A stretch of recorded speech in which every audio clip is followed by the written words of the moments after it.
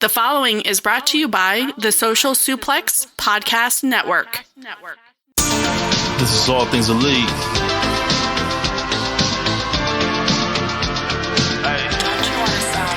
Welcome back to All Things Elite. Load up the pod, man, it's on when we speak. Rich right here, let me warm it up for Austin and Floyd. Couldn't be no one but the boys. When it come to All Things Elite from the fan perspective, swear, man, it ain't no question. Hear from them first. Swear, man, they putting in the work. No, they had to get me for the verse. Social Suplex Network's on. I was at a time in your headphones. Austin and Floyd on the microphone. Backing out on the ring, getting in the zone.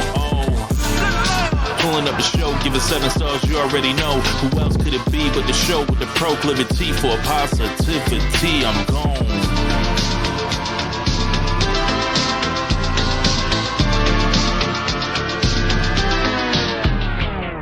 Happy Thanksgiving, everyone, and welcome to the 215th episode of Social Suplex's podcast about AEW with a proclivity for positivity. Welcome to All Things Elite. I am your host, Floyd Johnson, and I am flying solo on this happy Thanksgiving. Hopefully, when you're sitting around with your family waiting on the food to get ready and the football game to start, you will turn on this show and hear my voice as I take you through the week in AEW wrestling.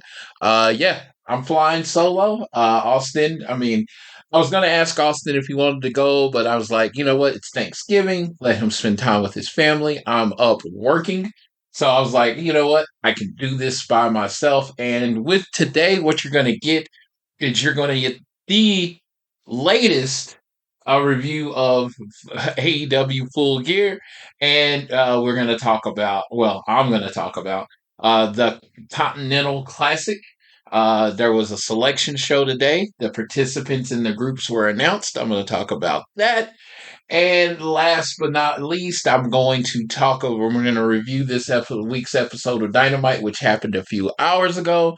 And then I'll just kind of give a quick preview of Rampage and Collision because, the Continental Classic is going to be going on all the shows this week. And my very last piece of information, I'm going to talk about the world's greatest tag team, who you all know, which is FTR, and the news they got.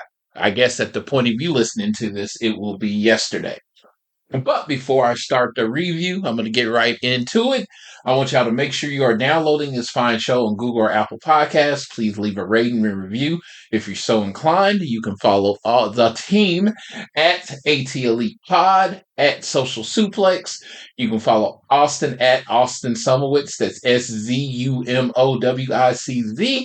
And at Floyd, and me at Floyd Johnson Jr. on Twitter. My name is FTR Express. So again, world's latest Full Gear review. We're about to get into it. As I talk about it, I'm just going to kind of be reading through what happened on the show and giving my thoughts. I'm going to give you something because it's just me, so I can tell you my MVP or MVPs of Full Gear were Swerve Strickland and Hangman Page. I'm going to start with talking about that match. I'm going to go through the whole thing.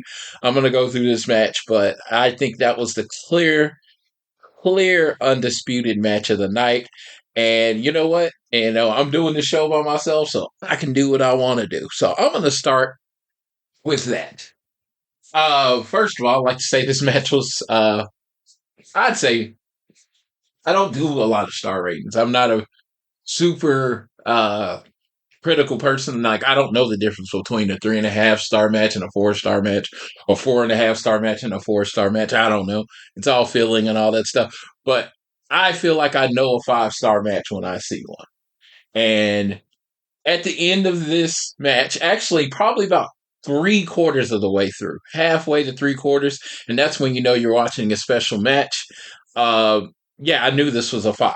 And I don't know if Dave will give it a 5, but it was a perfect match in my opinion. Very much a perfect match. Very much in my candidates for AEW Match of the Year. I can't say that I've seen a match better this year than this, and it was Swerve's 112th coming out party. It's like, people People have been jumping on the bandwagon. You've seen the Swerve Strickland bandwagon going. And after this match, I can truly say, pledge my allegiance. Swerve Strickland is my favorite singles wrestler in AEW. I've been rocking with Darby, but it's just like I have to have an emotional connection to whatever wrestler I watched, and knowing where Swerve was, the work as far as how he was very slight. Everybody knew the skill was there, but he put on the weight.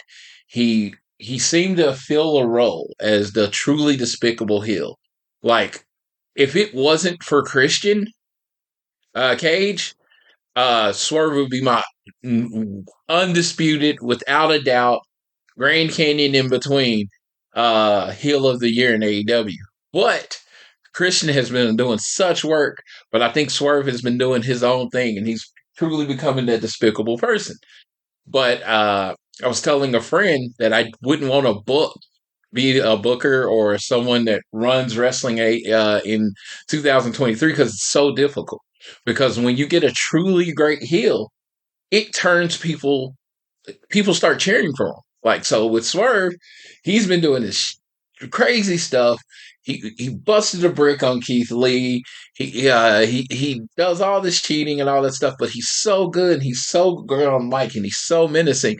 Fans have started to turn around on him, and you saw it in this match. It was like Hangman, who is absolutely a fan favorite in AEW, and I feel like he found his groove having a true rival. And there was a great promo on the Dynamite before that led to this match. So yeah, Swerve comes down to the ring. And of course, Prince Nana is doing the Swerve dance. I'm up here doing it, waving my hands, doing my Nana right now. And so he had dancers out, and I mean that was choreographed perfect. It was, if it's either that or Jade's entrance at Double or Nothing as my entrance of the year. It was just like perfectly choreographed. Uh, Dancing to right on the beat, and then the jump when they go around. I was like, yeah, Nana was a star that night. And then in true fashion, in one of the reasons I truly love AEW is, Hangman, someone has broken in his house. They had to put rules now where they couldn't touch each other at the show, and he hates Swerve. So is he going to come out there with his music playing, putting his finger up in the air, ride a horse? No, he came out, straightened his street clothes, and went to fighting Swerve, and that's how the match started. So from the match at the beginning, the match was special. Page gets in the ring and he knocks it down, Swerve, and then boom, buckshot lariat to the outside from the very beginning of the match. Hangman then take Swerve's wrist together. Hangman had a staple gun, became stapling Swerve's body. Page plastered Swerve in the side of the head with the steel chair. And I'm not gonna go through this word for word or anything like that. Just go for the big moments. But it started so hot. It started angry. It started like a blood feud. It set a tone that this match was going to be different than any other blood feud that you've seen.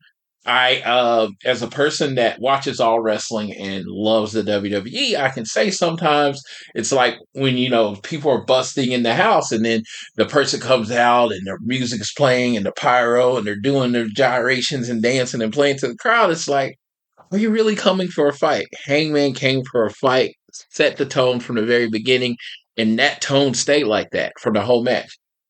When I'm watching this match and I'm talking about match placement and all that stuff, I'm like, I know this is Tony Khan's and the people that work for him business, but I'm just a fan thinking this match should have went on last.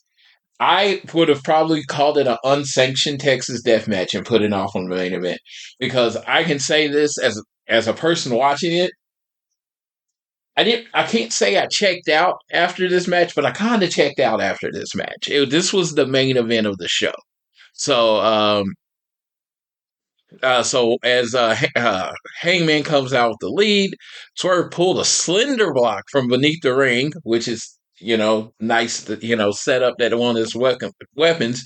And Swerve hit Hangman with a Death Valley driver on the cinder block. This is awesome. This is only about 5, maybe 10 minutes in the match. I'm not really good at like time. I didn't write the notes down at the times this happened, but this is like very, very quick into the match.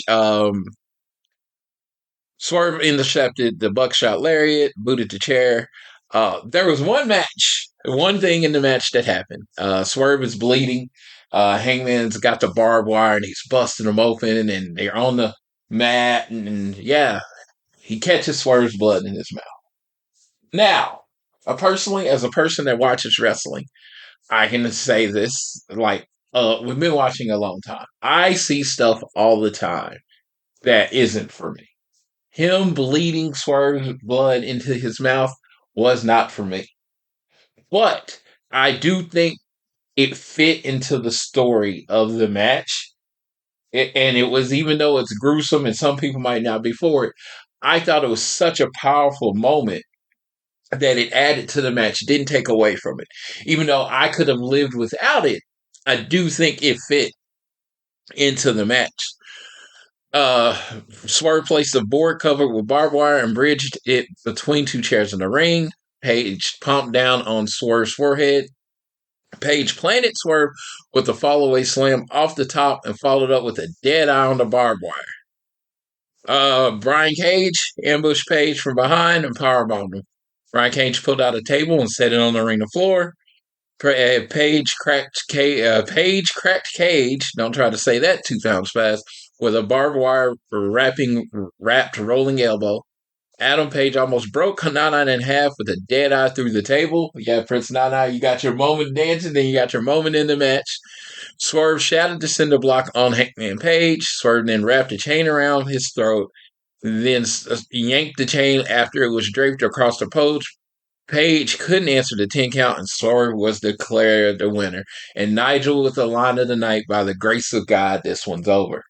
So, Swerve Strickland. I almost called him his I did call him his WWE name, but Swerve Strickland comes out the win. I thought this was, like everything it needed to be. I want to give a shout out to Page. He, helping, when you have someone and you're in a push like this with Swerve, you need strong opponents. You need people to make you look good. Swerve's 2-0 against Hangman now. Not a lot of people do that. Swerve is on fire.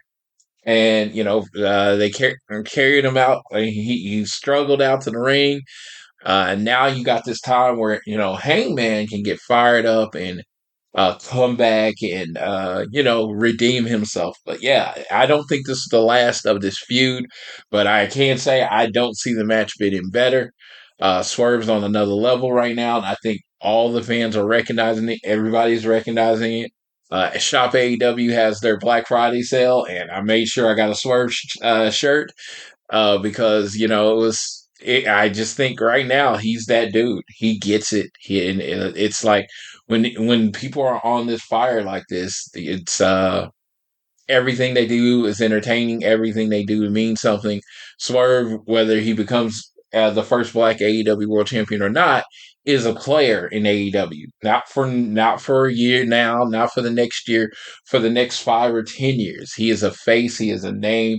You need a belt. Put a belt on him. It's going to make it. He's going to make the belt. He's going to make everything work. I just think he's everything that's needed, and Hangman is Hangman again. I truly believe he has kind of got lost in the shuffle, and he wasn't the star of the company that he was kind of meant to be in the beginning. And in this rivalry, even though he lost, he felt like Hangman again. He felt like the star again. He felt like the badass cowboy. And the fact that he ended the match, that Hangman ended the match getting hung, was even more just like beautiful and poetic, and Swerve came off as sick and menacing, and it was amazing. So I wanted to give that match its time. I wanted to talk about it first, how much I loved it. Again, the blood in the mouth thing, not for me, but I don't think it took away from the overall quality of the match. It was just It was just fun. It was emotional. It was everything you wanted it to be. And again, I stated this earlier.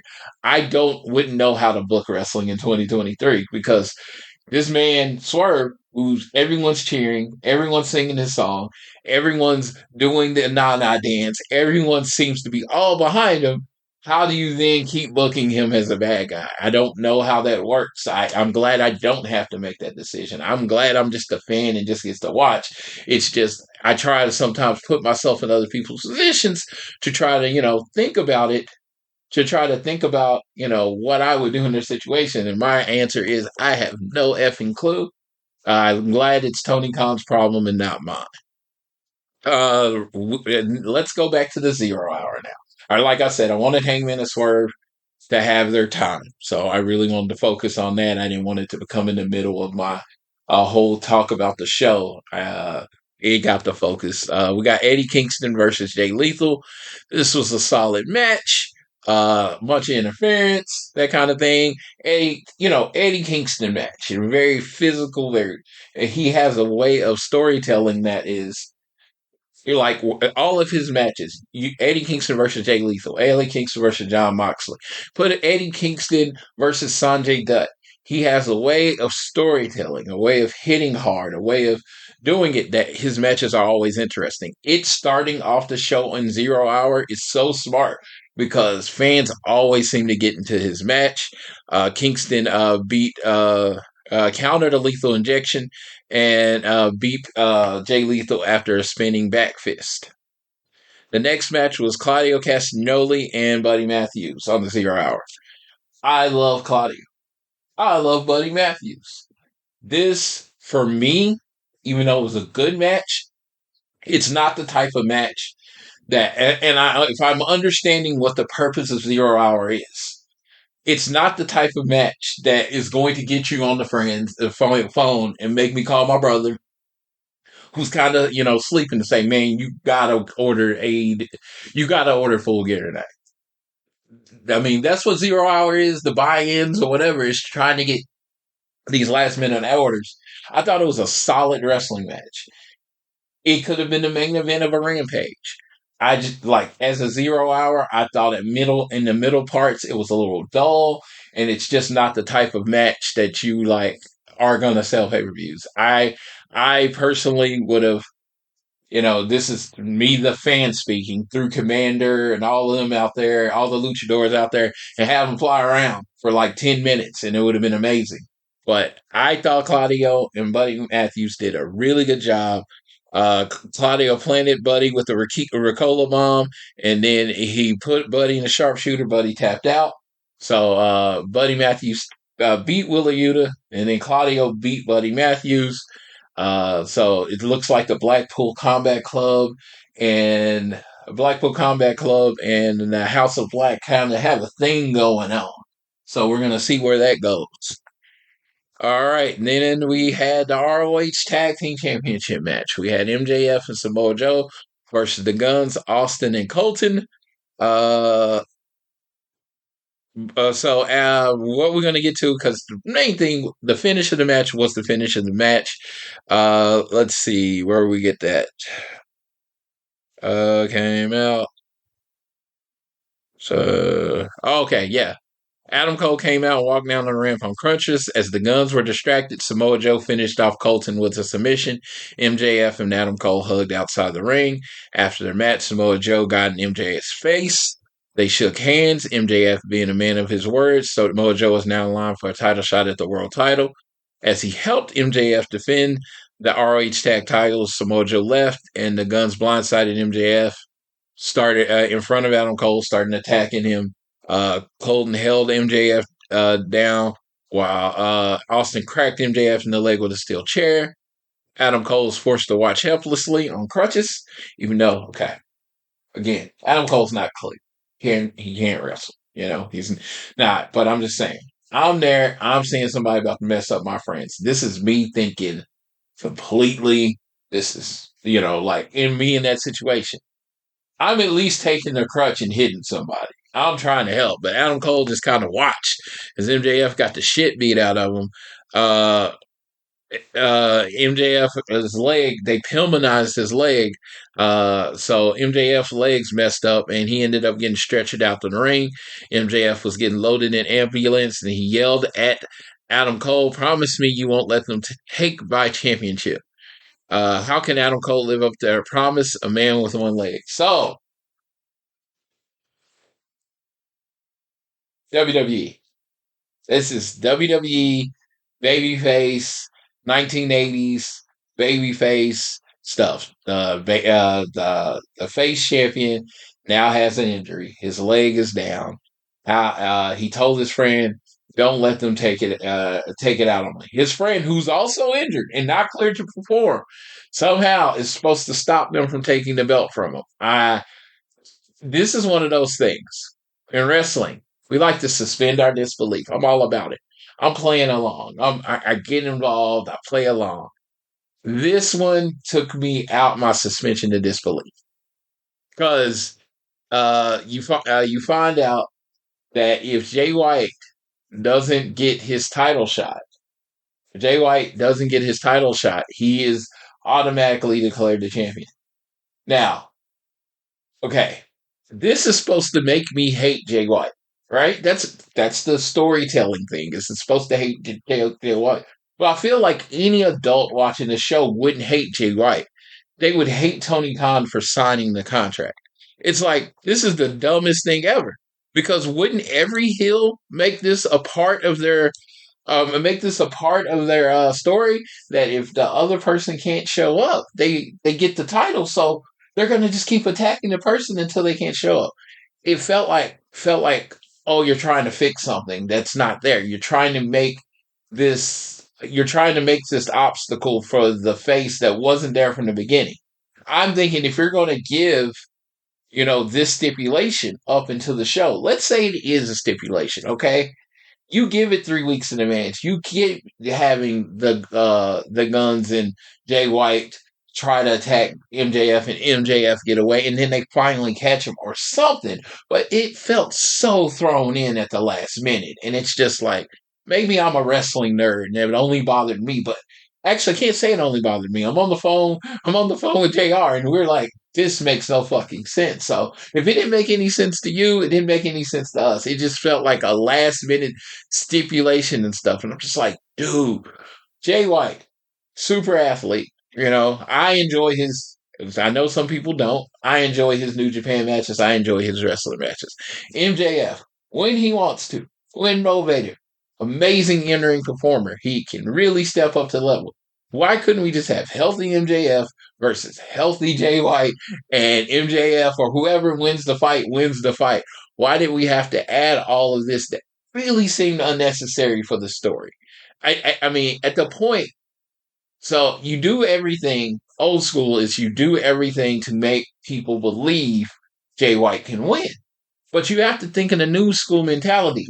A lot of us that watch wrestling and love AEW, can't say we all, a lot of us that watch wrestling and love AEW understand the old tropes. So you kind of got to play against them.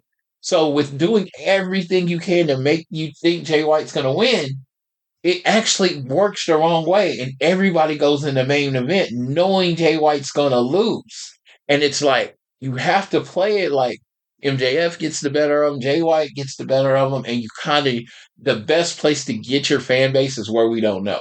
Like, everyone knew at this point, once they wrote him out and once they stretched him, that Jay White was not winning the title, and it's just like, we want to play along. As a fan, I love getting work. I love not knowing.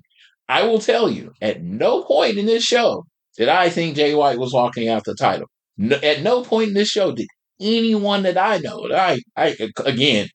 I roll with a rather passionate circle. At any point did I think MJF was going to lose? No. My friend Jason, who I bring up on the show often, the casual fan, did it, telling me that I know MJF's not going to lose. He even said, I don't really need to watch the show. So I know MJF's not going to lose. So, again, just throwing my 2 cents out there. This is completely fan. I've never ran a wrestling company. Cannot run a wrestling company. All these people are more talented than me. But, yeah, it didn't make any fucking sense. All right, so let's start with Full Gear. And I promise my descriptions will be a little shorter after this. We had a trios match. We had the rated R superstar, Adam Copeland, Darby Allin, and Sting in a trios match. So this is continuing with Mr. Copeland living his looking like he's going down the CM Punk path. Because if you remember, CM Punk early on uh, was in a trio with who? Darby Allin and Sting. They come out to the ring. Oh my God, Adam has his face painted like Darby. I know CM Punk did it like Sting. I actually have that shirt, but now Adam Cole has his face painted like Darby. I did think the entrance was really cool. How they looked was really cool. They almost looked like this biker gang or two bikers with their little brother, but whatever. It was cool. Christian Luchasaurus and Nick Wayne came out. They were looking as menacing. The Patriarchy as their official name. But we're just gonna go to the end. So we get to this point. Sting and Copeland are wrestling a Luchasaurus. They hit Luchasaurus with a tandem Scorpion Death Drop. Luchasaurus battered Copeland with a lariat to the back of the neck. Christian taunted Ric Flair, and Ric Flair chopped Christian. Christian connected with a low blow. Ric Flair sold that well. Christian tried to hit Copeland with the championship belt, but Copeland ducked. Cage inadvertently hit Luchasaurus. Christian, bang, he bounced. Just like the shitty heel he is, he bounced. Again, I love Christian because there's literally no redeeming quality of Christian, the character he's playing right now. They splashed Luchasaurus, and then Copeland hit the spear. Darby nailed Luchasaurus with the coffin drop, and then Copeland pinned Luchasaurus. So your winners, Sting, Adam Copeland, and Darby Allin. So then we had Tony Schiavone on the ramp. Whereas Bryce Remsburg called out the representatives of Bullet Club. He's about to announce Jay White as a champion because we found out this stipulation. If Jay White doesn't get his title shot at Full Gear, he's the new champion. It sets up this moment where Adam Cole's music hits. Adam Cole says, even though he is not cleared to wrestle, even though he is clear on crutches, somehow he is going to defend Adam Cole's title. MJF's title tonight. Again, very WWE segment. So if you're an AEW person and you hate all of this, I don't really blame you. As a person, I think there's doing WWE things, right? There's doing bad WWE. There's doing good WWE. And then there's whatever the fuck this was. I would put this under bad WWE. It's like if you're going to do WWE, do the good versions of WWE. This is not the good version of WWE. I know I'm the proclivity of positivity, but it was like in the middle of the show, and it's like AEW pay-per-views, it's match, match, match. I even had friends tell me there's no break, match, match, match. And this felt like a really long break that I didn't want. So then we got another match. We had AEW International Championship match, freshly squeezed Orange Cassidy with Hook versus Blackpool Combat Club's Jon Moxley with Willa Yuta. And Orange Cassidy and Willa Yuta, Hook and Willa Yuta haven't got a thing going on. This match was awesome. I honestly would have probably had this match as my match of the night if Hangman and Swerve didn't exist. The way the physicality of Mox and Orange Cassidy having to step it up to the next level with their bodies, they completely told this story. Like I said on the preview that I would have had Mox win this match, and that's fine. But the way they executed the end and Orange Cassidy had to hit. Orange Cassidy had to hit over and over his orange punches. He then had to hit his beach clash. And then Mox had to collide headfirst into an exposed turnbuckle. 3 orange punches, then a 4th, then a 5th, then a 6th. Then he hit the breach break and pinned Jon Moxley. Jon Moxley still looked like the monster is. This is how you do it. This is how you have a monster figure and you make them look good even in a loss. It took everything Orange Cassidy had and then some to keep Mox down. So that was great. I thought that was great. And after the match, it was announced that Tony Khan made the Tony Khan made the main event official, Switchblade versus Adam Cole for the AEW World Championship. Additionally, Mark Briscoe was announced as the next participant in the Continental Classic, which begins this Wednesday on Dynamite. Not necessarily anybody that was on my list of people that I would have put in the display, but I'm happy for Mark Briscoe. The dude can, and he's a great wrestler, so he's going to put on hell of a matches. And when you're dealing with these type of G1 things, you need someone that can lose a lot. So it potentially could be Mark Briscoe. I even thought, I'm like, even when I was breaking down the list, I'm like, you could do it with Mark Briscoe's the guy that loses a lot. Or the dude has had an amazing story over the last year, almost a year ago, like it's a couple weeks from now, and it'll be a year ago that, him and him and Jay had the dog collar match with FTR, which was their last match in ROH. So it's crazy to think about it that, he has a crazy story to tell if they wanted to go with it.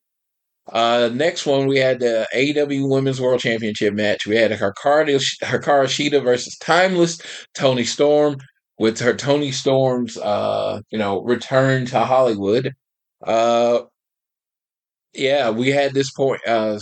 Storm had a metal tray in her bottom, and she had it. She had the loaded butt, and she hits a German suplex on Sheeta. Sheeta's in the corner, and with the loaded butt, which the metal plate kind of had fell out. Well, not kind of. It was fell out, and it was very obvious, and it probably should have led to DQ. But again, we got to play along. The referee didn't see it, and she ran the butt loaded plate right into Sheeta's face. 1, 2, 3. Your winner and new women's world champion for the third time, Timeless Toni Storm. Timeless Toni Storm for the third. Mariah Way walked out and handed Toni Storm a bouquet of flowers. You really love me. Finally, I think it was Luther.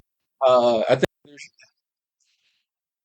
shout out to Luther. I think it was him who came out to the and actually took the plate out of Toni Storm's, but it was very uncomfortable because it was like Aubrey was trying to position herself where she couldn't see it.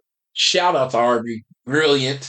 I'm like, she was positioning herself. Well, oops, I didn't see this plate. And Toni Storm was trying to hide it. It was just, wardrobe, whatever, malfunction. Shit happens. But it was still a fun match. I'm looking forward to what the Timeless Toni Storm does in the future with this. Again, to me, I'm not going to say everybody has to agree. This is good WWE. So I was a huge fan of Goldust. And when the Vaudevillains were doing their thing, I've always been a fan of that. I love that kind of cartoony, old-timey stuff. I'm not super over on this. I know Austin is. Austin loves it.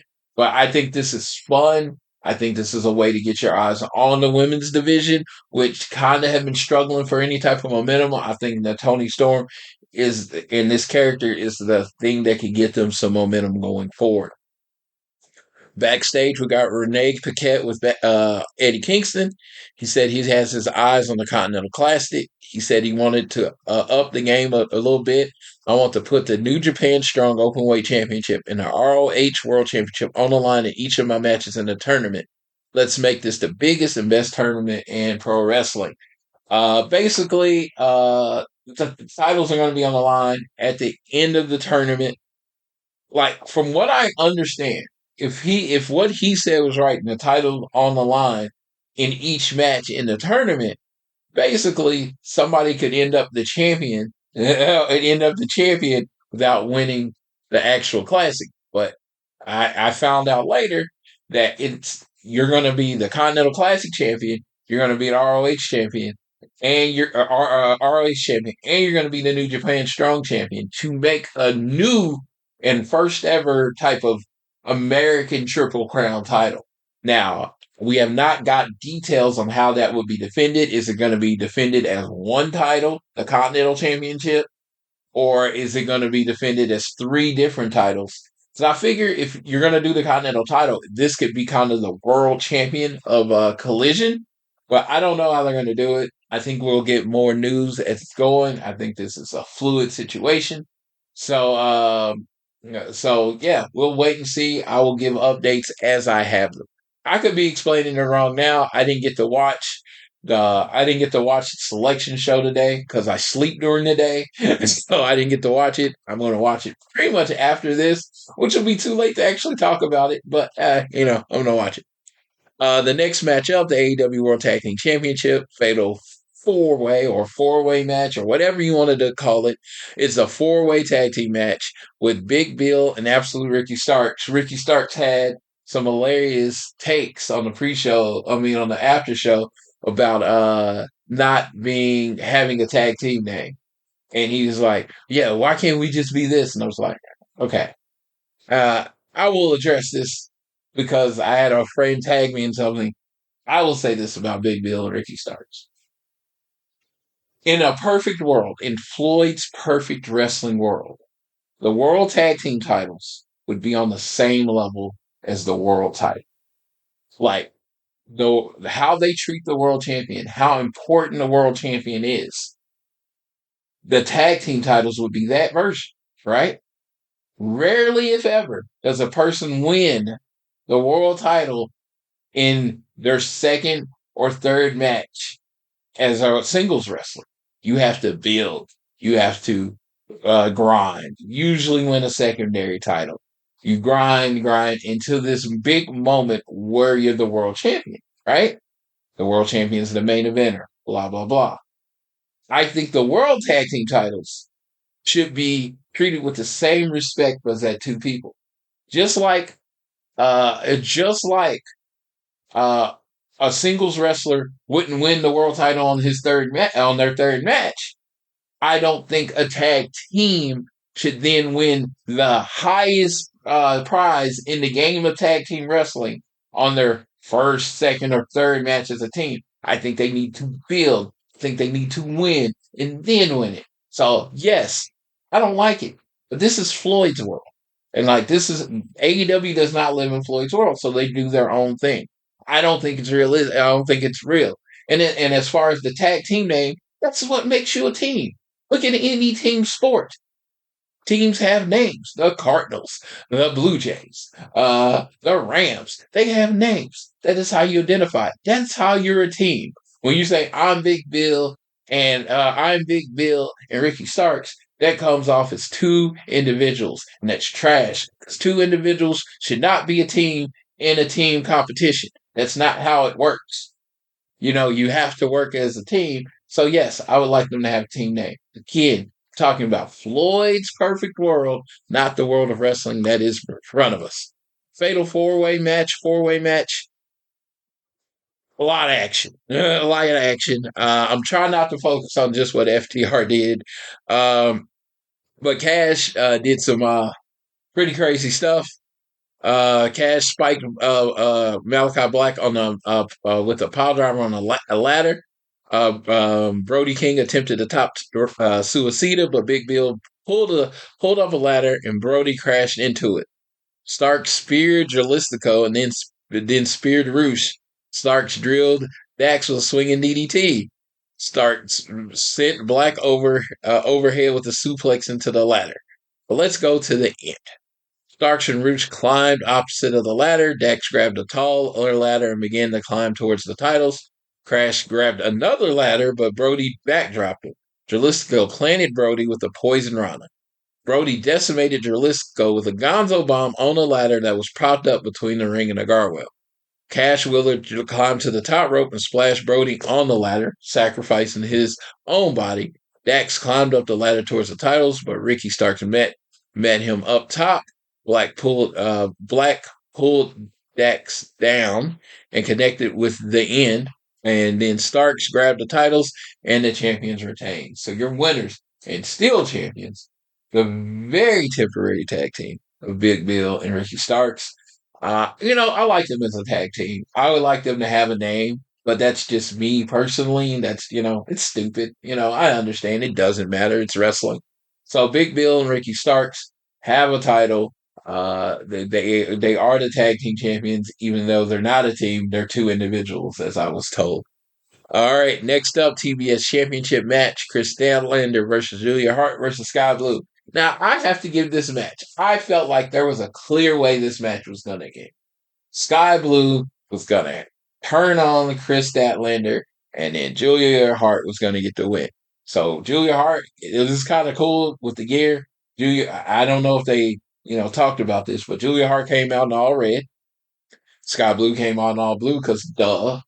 And then Chris Statlander came out in her championship purple.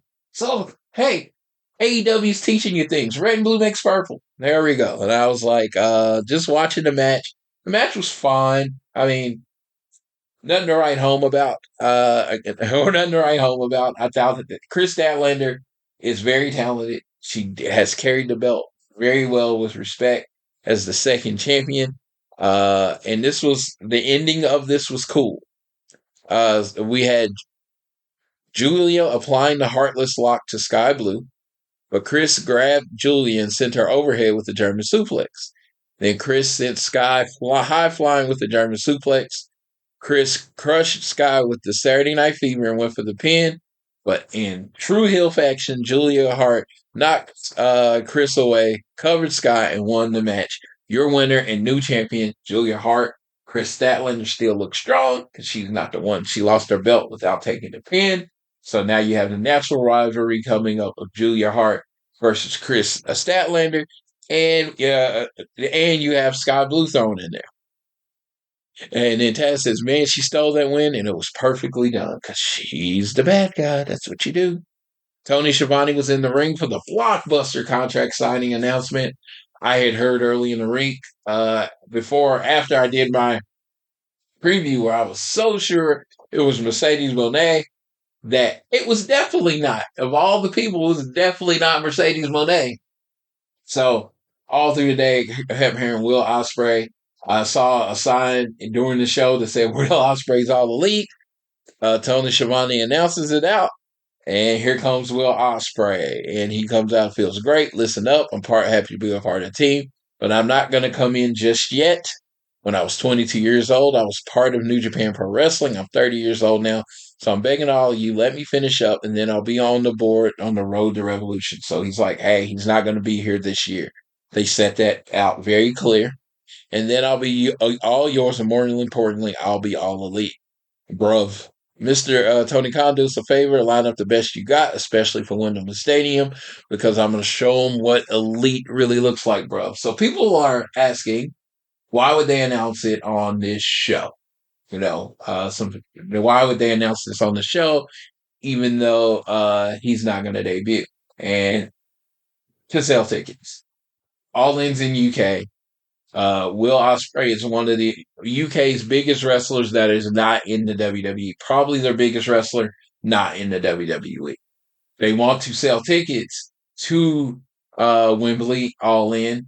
They might not be projecting that the tickets sell as well as they did last time. They're also going to sell right in the middle of Christmas season, which is December 1st.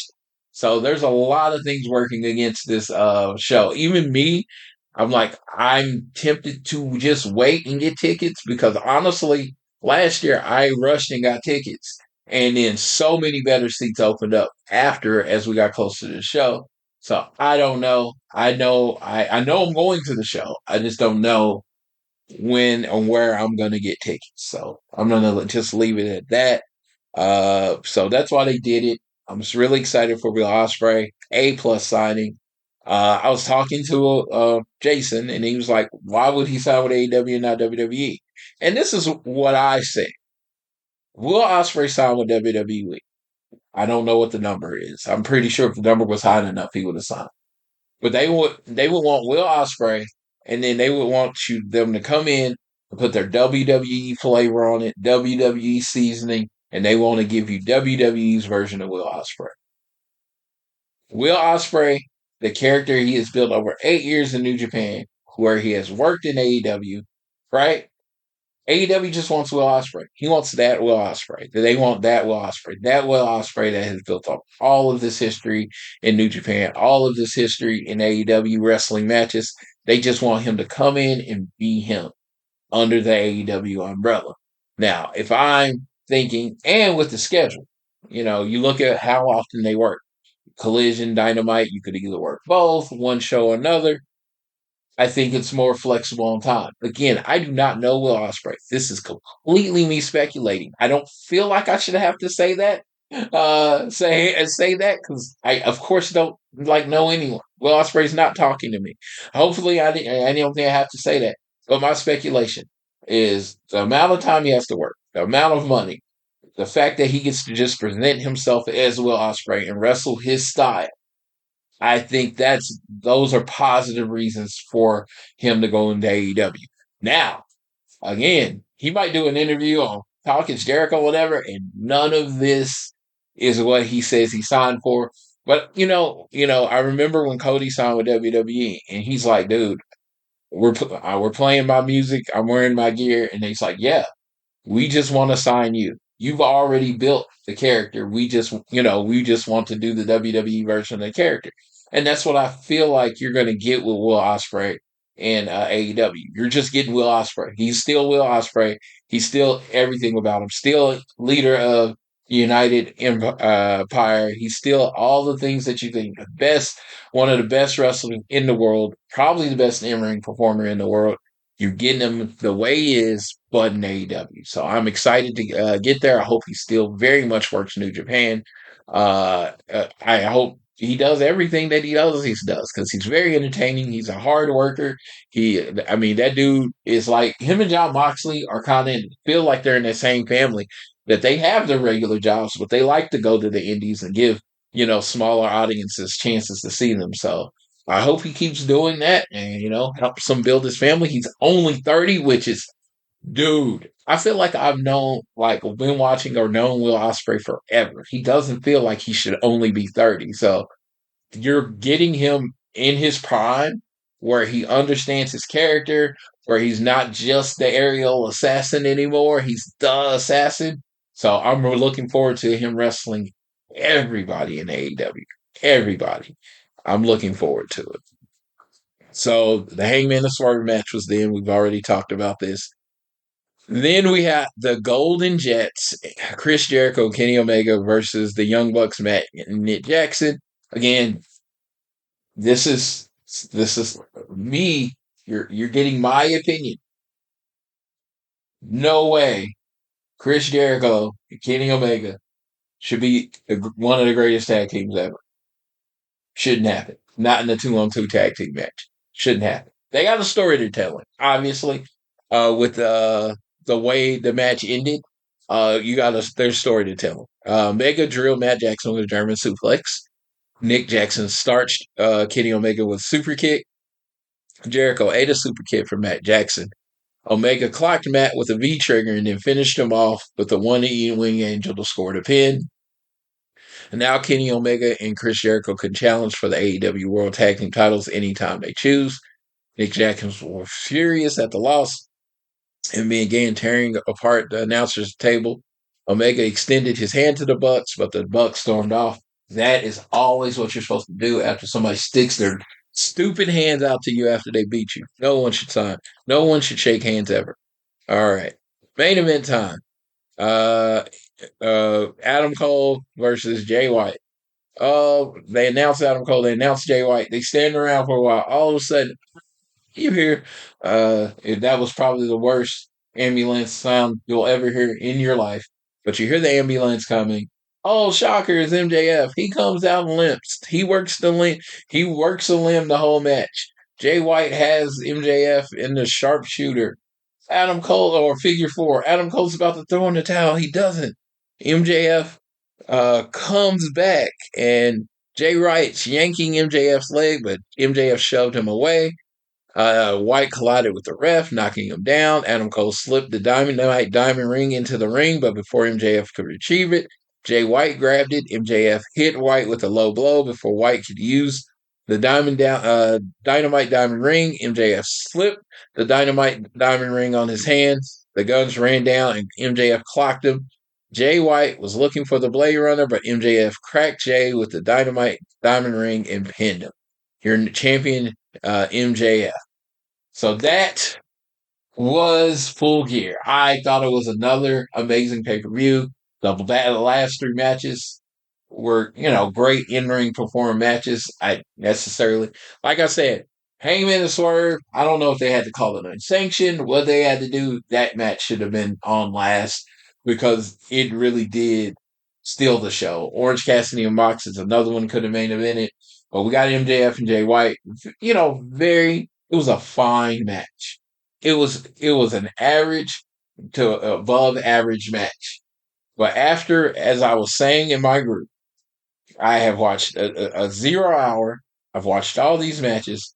We're 5 hours into 4.5 hours into a show, and then I get that match. That's not the match I want after watching 4.5 hours of wrestling. Could they have done better? Could they have done worse? Whatever. Yes. But that 4.5 hours, I was too tired at that point in the night to watch kind of a slowly plotting place match.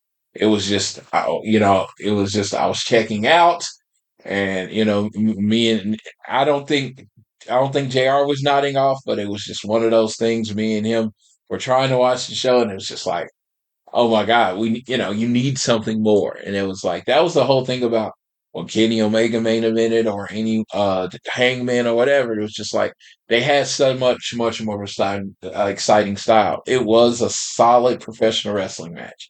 It's just I don't want to watch a solid professional wrestling match at the end of a 4.5 hour or 4 hour, if you can, including the pre-show, 4.5 hour pay-per-view.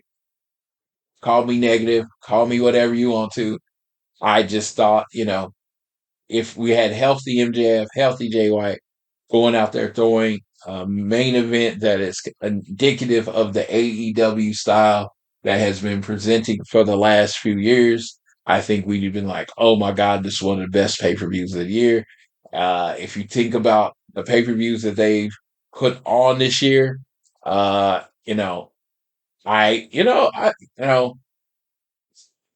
let's see, how many have they put on this year? To Revolution. Yeah, it's probably last. I mean, not even trying to disrespect, it's probably not the highest on the list. I mean, I was at All Out, and I think it might have been better than All Out. I don't remember. I know being there, and I remember watching it, and I was like, this was a good show, kind of thing. And that's how I feel like this one. Like, I feel like this is a good show, and if I put it up against any other company's pay-per-views, it's probably one of the best pay-per-views of the year. But when AEW really shines is on pay-per-view, it's like, yeah, this was probably not your best performance, even though, because I just feel like there was a lot that took away from it. There was a lot of amazing wrestling like they usually have, but the other stuff took away from it in the end. So, yes, so that was AEW. That was AEW Full Gear, my review. Next, we're going to go over the Continental Classic and the people that they have set up for that. So on Wednesday, November 22nd, AEW did a Continental Classic selection show. On this show, Tony Khan and I believe it was Stokely Hathaway announced the blocks and how the Continental Classic was going to work out. In the Blue League, which if I can tell from the way the schedule's going, this looks like these matches are going to happen mostly on Collision. It's going to be Bryan Danielson, Andrade El Idolo, Brody King, Claudio Castagnoli, Daniel Garcia, and Eddie Kingston. In the Gold League, which looks like it's going to happen mostly on Dynamite, because tonight on Dynamite, or last night on Dynamite, they had 3 matches, and it was the Gold League. It was Jon Moxley, Swerve Strickland, Roosh, Mark Briscoe, Jay Lethal, and Jay White. So I'm looking at the 12, and I did my mock 12, and we talked about what 12 we would want, and the common theme, the biggest snub, and I don't know if it's a snub because I don't know exactly what this is going to end up being. I figured, like the champion might be the champion of Collision or whatever. But when you look at the list, the biggest name, the most glaring omission, in my opinion, is Takeshita. You feel like him against a lot of these people will be banger matches. We've seen him against a lot of these people. But Takeshita was the comment when I asked on Twitter who was the guy that this whole tournament doesn't make sense if they're not in it. It was Konosuke Takeshita. So, yeah, he's not in it. It's a choice. We'll see what it leads to. The 12 that are in there, I don't have a problem with any of the 12.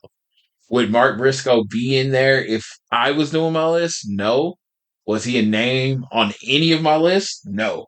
Like all of these people, like were on at least one of my lists, except Mark Briscoe. So that's the one that actually shocked me. He's the shocking admission.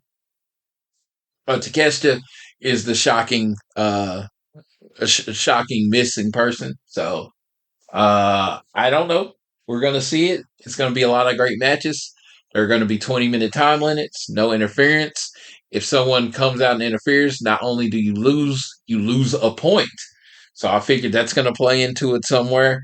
You got a lot of people that are bad guys, quote unquote bad guys. So they are used to having managers and people do run-ins, so they won't be doing run-ins. So this is going to lead to some creative storytelling. 20-minute time limit means the matches are going to be faster paced, so you don't have to worry about that. And I believe a draw is 1 point, and win is 3 points. Any interference is -1 points, and of course a loss is 0 points. So yeah, I'm looking forward to it. How it's going. If I'm going to do predictions on this, I think Swerve out of the Gold League, and I'm not going to go Bryan Danielson. Oh, I'd like it to be Bryan Danielson, but I feel like Bryan Danielson's too obvious. So I'm going to go Swerve and Eddie Kingston for in the finals on December 30th in Long Island at World's End. Now, might it be Bryan Danielson? It might be. I just think it's too obvious. I think you're going to set this because if you want to do the obvious one, it should be Mox versus Danielson. I mean, that's the obvious one. Those are like Mox is your champion. Bryan Danielson has main evented shows and been in the championship picture. So if you're looking for the two biggest names that are it, and if you're trying to make someone, Swerve seems to be one of the hottest people in the company right now, and Eddie Kingston seems to be just as hot. They're both like really hot right now. So Eddie Kingston's a face, Swerve's a heel or whatever.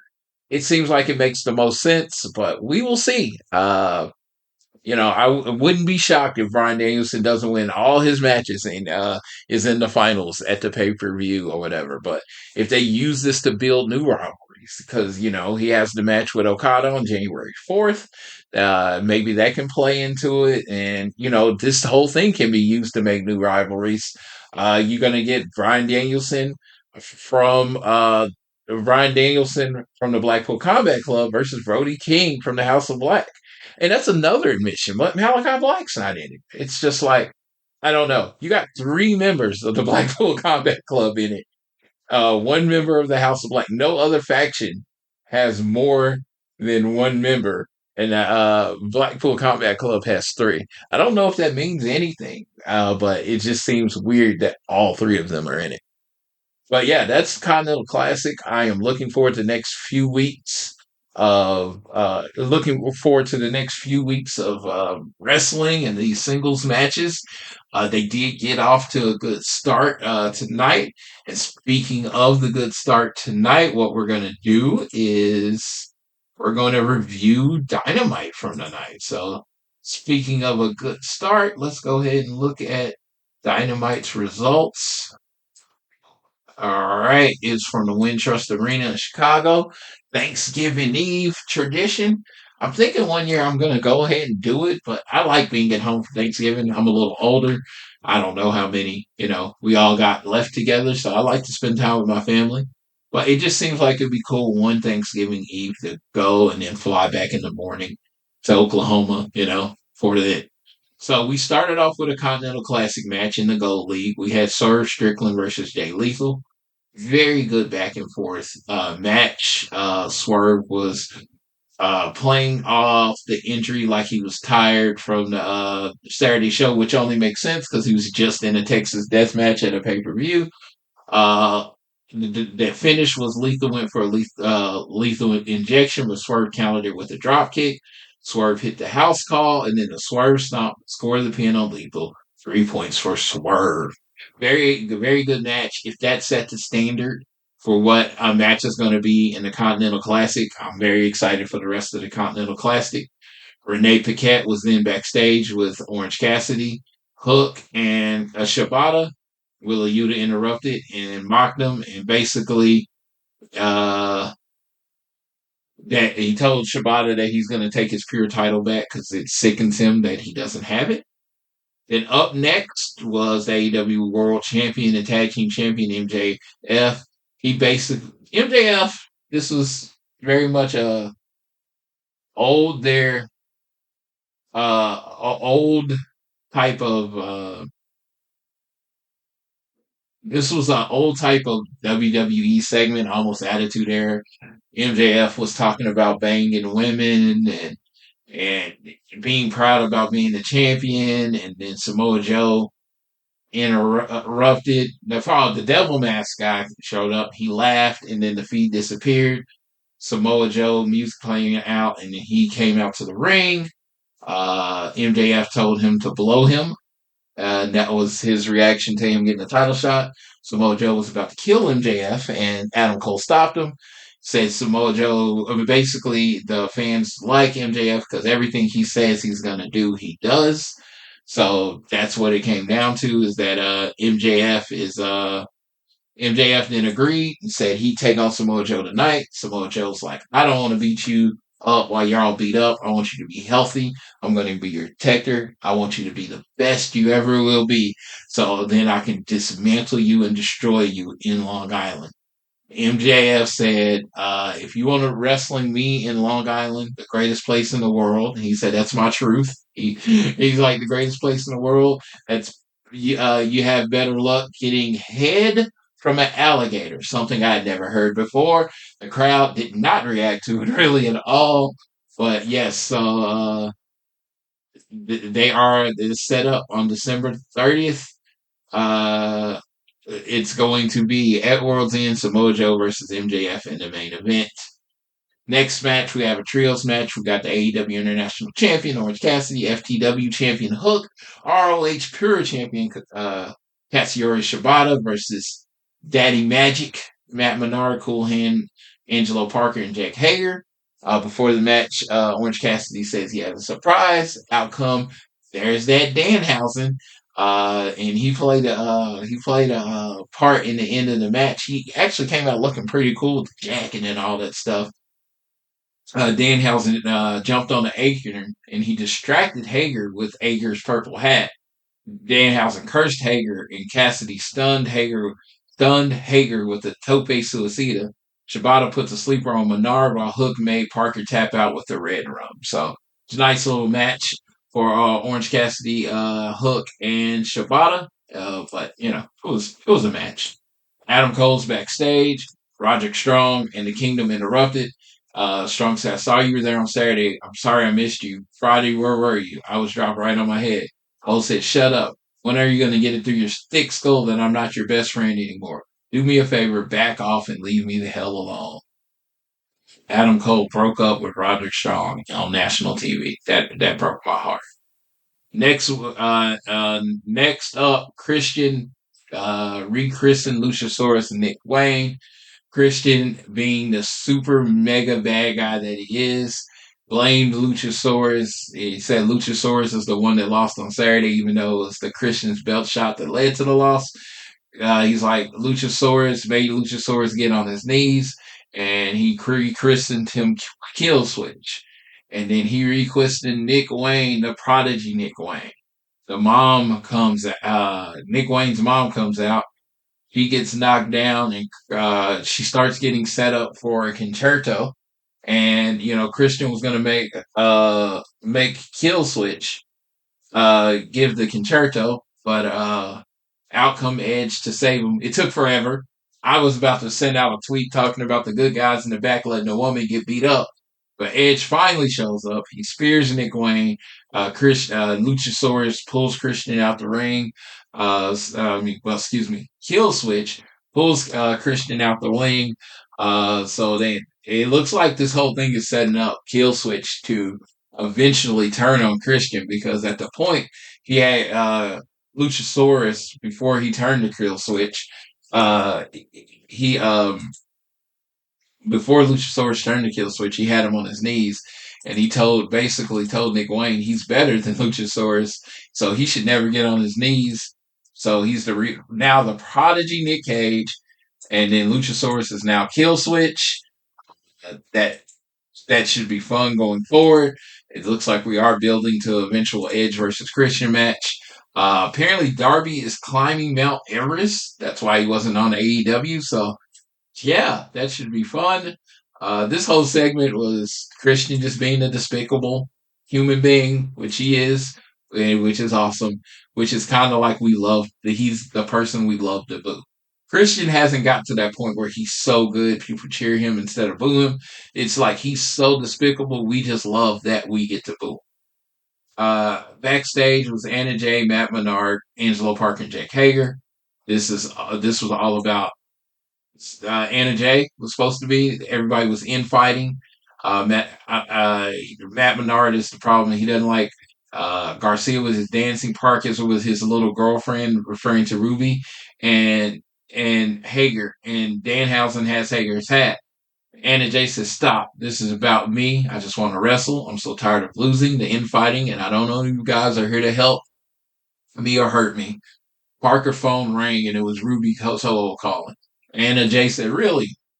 You're in my corner tonight, right?" He said, "Anna, of course, it's family first. You got this."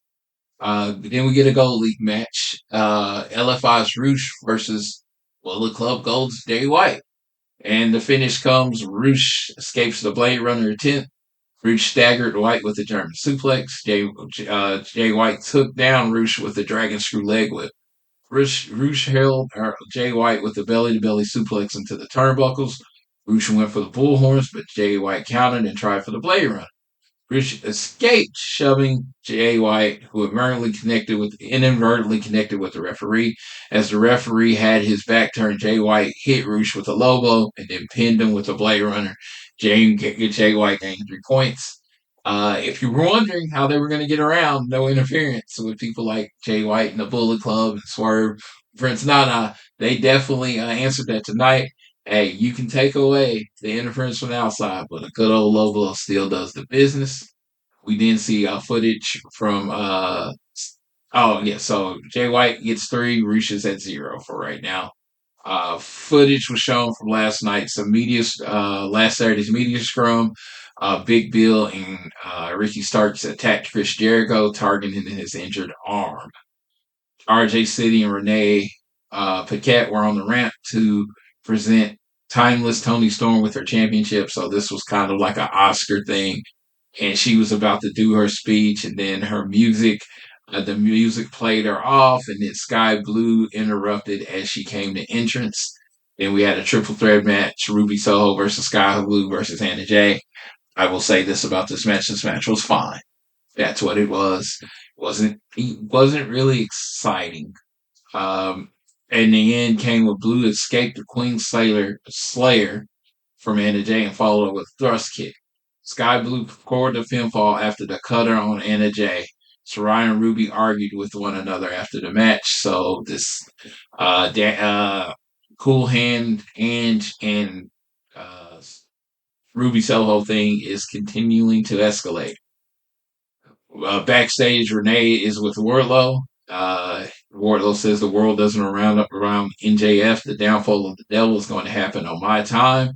AR's Fox interrupted. "Hey man, I see what you're doing here, putting the blame on everybody else. I get it. I was doing the same to Darby." Wardlow say, "Listen, I don't need advice from anyone." And then Wardlow headbutted AR Fox. So I'm imagining Wardlow and AR Fox are going to be wrestling soon. And the main event time, Jon Moxley versus Mark Briscoe. This was a Jon Moxley and Mark Briscoe. I thought they had incredible chemistry. This was a very physical match. Moxley at one point hit Mark with a paradigm shift. but Mark got right up and drop kicked Mox. Then Briscoe used the Death Valley driver and the Froggy Bow. Mox kicked out at 2. Mox escaped the J Driller attempt and planted Mark with the Death Rider for a near victory. For a near fall. Like the look on Mox's face when Briscoe kicked out is what this tournament's all about. It was such a shocking thing. He made Briscoe look really good in this match. Moxley hit Mark with a half and half suplex. Moxley curb stopped Briscoe, then hit a secondary Death Rider. So that's another. That is a 3 points for Moxley. And right now, the standings as we look at it, it is in the Gold League. Jay White, John Moxley, and Swerve Scott. Swerve Strickland. I keep saying Scott. I don't know why. I didn't even call him Swerve Scott when he was Swerve Scott. I don't know why I keep saying that tonight. But they're all 1-0. That's Jay White, John Moxley, and Swerve Strickland are all 1-0. Jay Lethal, Mark Briscoe, and Roosh are all 0-1. And no one has wrestled in the Blue League yet. But matches have been announced for this weekend, so I'll go into that. But that was your review of Dynamite. Now we're going to kind of look at a preview of Collision, which they did announce. They announced the 3 matches that are going to happen on Collision. I just want to make sure I'm saying the right 3. I don't want to say the wrong 3, so give me just a second as I do terrible show and get this up right now. So it looks like we only have 2 matches announced for the Continental Classic on Collision. Oh man, that's a lot of C's. You want even worse. We only have on Collision. We have 2 matches announced for Continental Classic, and one includes Claudio Castagnoli. Try to say that. There you go. Claudio Castagnoli versus Daniel Garcia. Eddie Kingston versus Brody King, which should be a hard-hitting affair. So this collision preview is going to be pretty short. Apparently, we're getting Rampage and Collision on Saturday, November 25th. So it's going to be 3 hours of wrestling in the Peterson Event Center in Pittsburgh, Pennsylvania. So they'll be going up against Survivor Series and college football. So that should be fun, specifically my Florida State Seminoles versus the Florida Gators. So deciding what to watch on Saturday night, I'm going to tell you all to watch AEW, but I probably will not be watching Collision until Sunday morning because I will be in San Francisco hanging out with my good buddy Tiffany, and we would have just met Mark Hamill, and we're going to go back. We're going to go back to our hotel, order food in, and watch the Survivor Series. So that should be fun. Good hanging with my friend there. So that's what it is.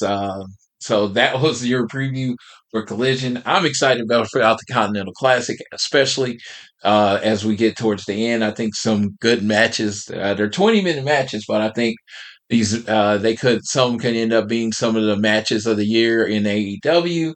And then on the 30th with the finals, I'm looking forward to how it breaks out. I'm also looking forward to how fans react to the pool version of it. I'm hoping it gets over with fans well. I hope they understand it. They follow along because I like this to be like 20 people next year. Right now it's 12. I think AEW could have added 4 more people to each block, and it wouldn't have been a problem at all because they have the talent to pull it off.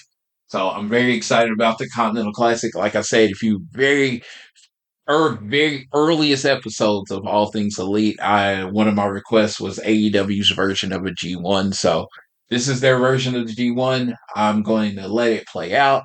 But the matches tonight or what we're going to be seeing, it is super exciting. We're going to get some big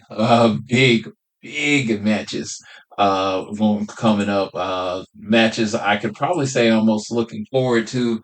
In the Blue League, I'm going to say Bryan Danielson versus Brody King. Bryan Danielson versus Daniel Garcia. Like everybody against Bryan Danielson. Eddie Kingston and Claudio should be fun. And Brody King against everybody. And the other one, John Moxley and Swerve. That's That's the one I want to see. Every other match looks great. They're going to be great. John Moxley and Swerve. That's the match I'm looking forward to. I'm hoping it's like the one that they do edit, because that's a big one. That's a Dynamite main event. That's a pay-per-view main event, booked right. Swerve and Moxley. So that should be fun. But yeah, that is it for our reviews and previews this week. The last thing I want to discuss is PWI. Pro Wrestling Illustrated announced their top tag team of the year. And for the second year in a row, you shouldn't be shocked.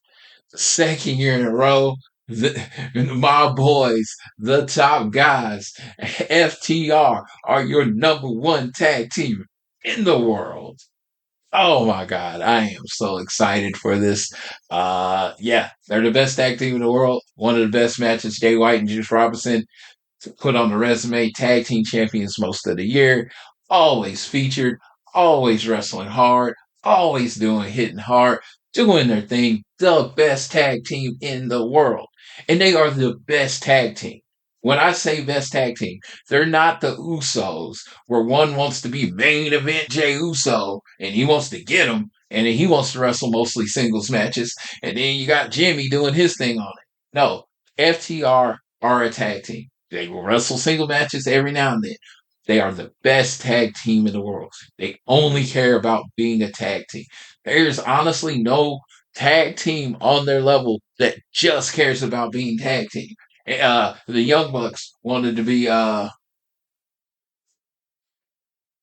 the Young Bucks wanted to be the trios team, and they want to throw hissy fits, and they want to be the Hung Bucks and carry on my wayward. No, FTR is the best tag team in the world, and that's what it's all about. Is being what they do every time they go out.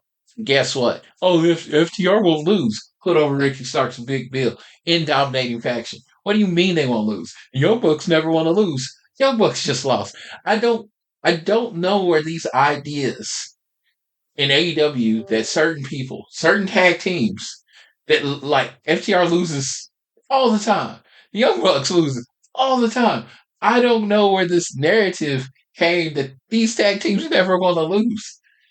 They just want to tell good stories. Again, I'm not going to go off on this rant. Congratulations to my boys. Cash Wheeler, Dax Harwood, congratulations on being the tag team again. The magazine's ordered. It's on the way. I'm a top guy. I don't even try to be unbiased when it comes to FTR, and I don't try to be unbiased when it comes to Young Bucks. They're my two favorite tag teams ever. I love that they just care about being tag teams. It's something weird about that, where tag teams just care about being tag teams. It's weird and magical and all that stuff, because it's someone that just loves tag team wrestling, and I know it can be presented as a main event. I just want it to be treated seriously most of the time, and it literally, when it comes to companies, no matter how hot it gets, no matter how much you see the Usos versus Kevin Owens and Sami Zayn in the main event of WrestleMania, and you see FTR putting on banger main event matches, main matches with Jay White and Juice Robinson, it's always the first team to seem to take a back seat when it comes to booking a wrestling program. And to all my women friends out there that are listening, I know, women's wrestling needs work. This whole thing is not in any way an insult or saying women's wrestling is treated better than tag team wrestling, because I know when it comes to it, y'all are treated much, much, much worse. But yeah, I want tag team wrestling to mean something. That's just what matters to me. Happens to be my personal love. So again, I don't think a team should wrestle one match and win the tag team titles. I'm talking Hulk and Edge. I can go through all the list of all the single tag teams that won it. It's like, just let tag teams just matter more than being a singles. I just don't like two random guys versus a team. Just like, it'd be like you in the NBA and you just pick five guys and you're like, oh, you're going to just play the Denver Nuggets this year. No, the Denver Nuggets will smoke them because they're a team. They're going to beat the five guys that just started, because they're a team. It's like the Detroit Pistons against the Lakers that were thrown together for that year. It's like the team won. So I just like that idea. I'm a team guy. I'm a team person. I'm all about it. So I'm going to quit ranting about teams and say thank you. Thank you all for listening. That's the last piece of news for the week. I want everybody to get really, if you happen to be listening on Thanksgiving, thank you for listening. Get really full. Enjoy your family. Watch some football. And if you're not a football fan, watch some old wrestling. Watch Dynamite again. Watch Full Gear again. Whatever you want to do. But enjoy the times to enjoy these days. I know holidays are corporate and blah, blah, blah, but it's not about that. It's about the time you spend with your family, time you spend with your loved ones, time that you, even if you're by yourself, you just take a break and just realize, pause for a minute and realize what you're thankful for, and focus on the things that you have and not the things that you don't have. So, with that, this has been Floyd, and I'm going to leave you like I always leave you, whether it is home, work, or school. Always do your best to be elite.